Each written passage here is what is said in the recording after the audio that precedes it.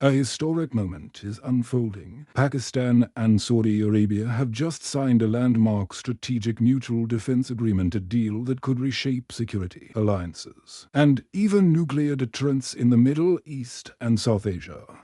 But what exactly does this pact mean? Is it simply a defensive promise or the beginning of a major power shift with global consequences?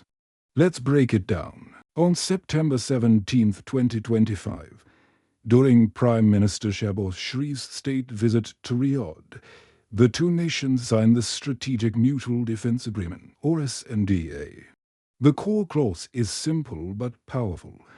Any aggression against one country will be considered aggression against both. In other words, it's a NATO-style mutual defense pledge. Both governments emphasize this pact is defensive in nature. It doesn't target any specific country, and it builds on a long history of military cooperation training, joint exercises, and security advisory roles. So the SMDA takes an existing friendship and formalizes it into a binding defense partnership. Now this is where things get complicated. Pakistan's defense minister, Khawar Asif, made headlines when he hinted that Pakistan's nuclear capabilities could, under certain conditions, be made available to Saudi Arabia. That's explosive language. It suggests a possible nuclear umbrella for Riyadh. But here's the catch.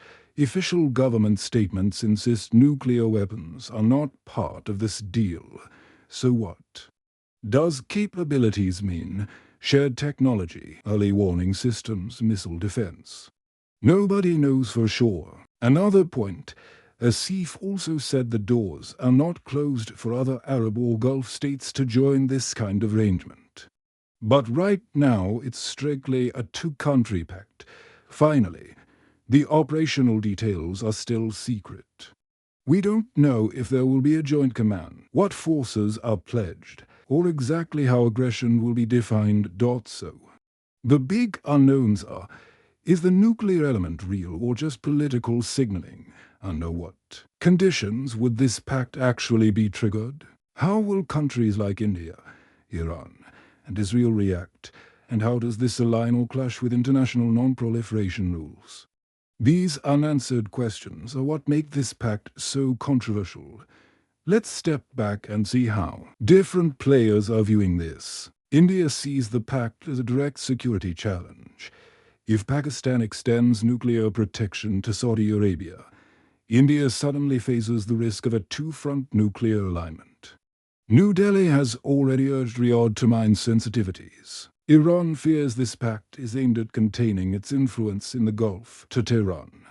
A Saudi-Pakistani defense bloc, even if called defensive, feels like strategic encirclement.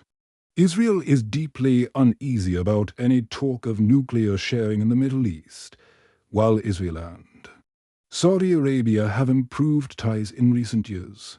A nuclear umbrella involving Pakistan changes Israel's security calculations. The United States finds itself sidelined. Washington has long been the region's main security guarantor.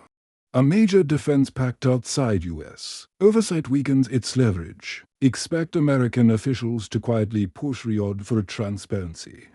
China may be the quiet winner. With strong ties to both Pakistan and Saudi Arabia, Beijing sees this as fitting neatly into its vision of a multipolar world where U.S.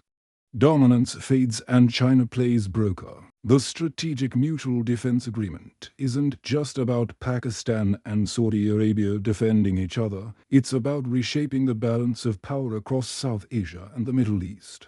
For Pakistan, it's a chance to project influence beyond South Asia.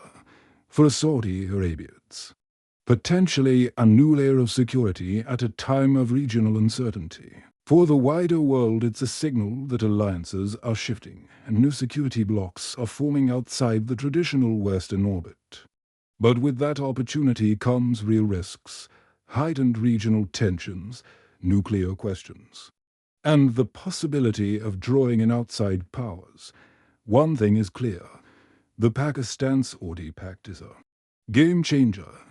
Whether it stabilizes the region or destabilizes it depends on what comes next. Will this remain a symbolic partnership or evolve into a genuine nuclear-backed alliance? And how will rivals respond? This deal is more than a headline, it's a warning shot that the global security order is changing. And fast. So what do you think? Does this pact make South Asia and the Middle East safer? Or more dangerous? Let me know in the comments below.